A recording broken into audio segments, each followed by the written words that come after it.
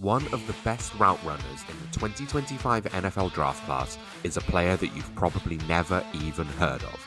Tai Felton out of Maryland is incredibly shifty, both getting off the line and in open space, as a fantastic route runner with incredibly crisp movement and the ability to shake defenders for yards after the catch. He's someone that I think could be a huge riser in the draft process, but currently he's going massively under the radar. So, let's take a little bit of a look into Felton and see how I found watching his tape. So Tai Felton closed out college in his senior year with an insane 96 receptions, seeing the second highest targets of any draft-eligible rookie wide receiver.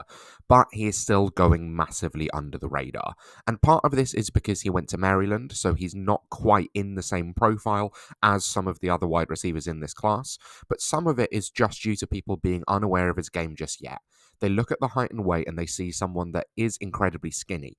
But when I look at him, I think he can probably afford to pack about 10 to 15 pounds of muscle onto that frame, and that'll help him a fair amount.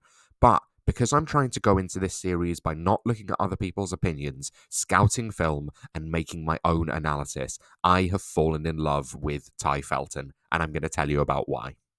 The three things that I like to watch out for when I scout rookie wide receivers are route running, lineup versatility, and the ability to work all three levels of the field. I prefer this to seeing raw athleticism, raw power, size, speed, strength, because I know that route running and lineup versatility are going to translate to the NFL. It's going to make teams draft you higher, and it's going to make them more likely to use you if they can use you in a lot of different ways. And I've seen all of these three things when I scouted Tai Felton. I think he's a fantastic route runner at a very young age, and I think potentially the third best route runner in this class behind Tet McMillan and Emeka Egbuka. I think the release package is incredibly savvy, and that shiftiness off the line is something that then translates into being in open space. I think he's very creative in the way that he's able to wiggle out of tacklers and gain extra yards, especially because he's not the largest wide receiver, so he's not going to be able to do that through strength alone. Then I think he's able to line up all over the field, and I think he's able to work all three levels of the game in the short game, intermediate, and even working sometimes down the boundary as a deep threat, as you saw in some of the highlights at the beginning of this video. Now, we'll come on to the weaknesses in a second, and there are some to his game. It's why he's not being spoken about in the same tier as other wide receivers. But to me, it's these translatable skills that can be developed when he's able to put on some more muscle, which is going to make teams feel the same way about him that I did when I watched the film. Someone who is this precise as a route runner and who understands the techniques of how to get off the line and get open early is going to be someone that a quarterback is more than willing to throw the ball to very early on. Each year we have some late round wide receivers who break out in a way that we didn't expect. And I think more often than not, it's not the alpha wide receivers, but it's the ones who are technicians. And Tai Felton's game absolutely fits this category.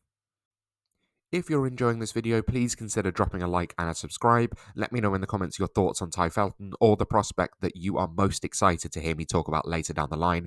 I'm steadily approaching 400 subscribers, which will be an amazing milestone, and I hope you'll consider joining me on that journey. But let's have a look at some of the weaknesses of Tai Felton. The main weakness that you're going to see with Tai Felton is the slender frame. And this is absolutely something that you can see in the way that he plays the game.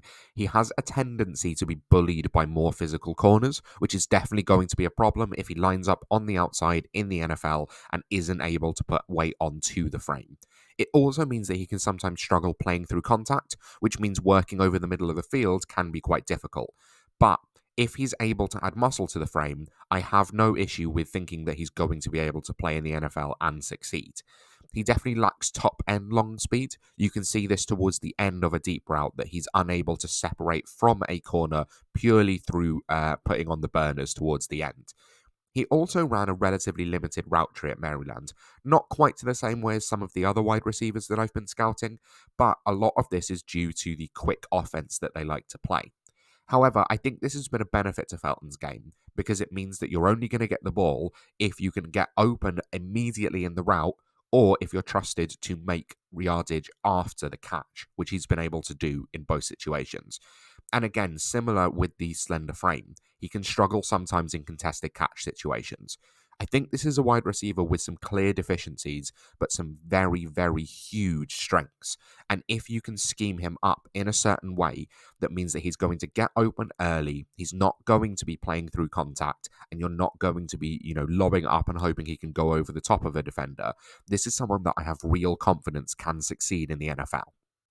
In terms of my playstyle comparison, I've gone with Khalil Shakir, just in terms of that shake and wiggle and ability to get yards after the contact, even if they don't seem like they're the strongest athlete. But the other player that he did remind me of was an early career Stephon Diggs. So that's something to worth keeping in mind in terms of someone who is slightly more slender, but lineup versatile, good route runner, and able to gain yardage after the catch. His current projected draft value is early day 3, currently going around the early 4th round. I think this is probably where he ends up, but it depends if a team falls in love with the talent in the same way that I did. And then his rookie draft value. This is currently where I'd take him, the back of the 2nd round in one quarterback, maybe the beginning of the 3rd round in a Superflex league. But his current ADP is towards the 4th, so it's up to you whether or not you want to gamble and see if you can get him much later, or if you just want to avoid the risk and take him slightly earlier on. Thank you so much for watching. I hope you've enjoyed this video, and I hope you've enjoyed watching the rest of my series of rookie draft profiles. If you haven't checked them out yet, they're available on my channel. Please consider liking and subscribing to help support the growth of the channel, and I hope you're getting very excited for Super Bowl Sunday. Thank you for watching, and I'll see you next time.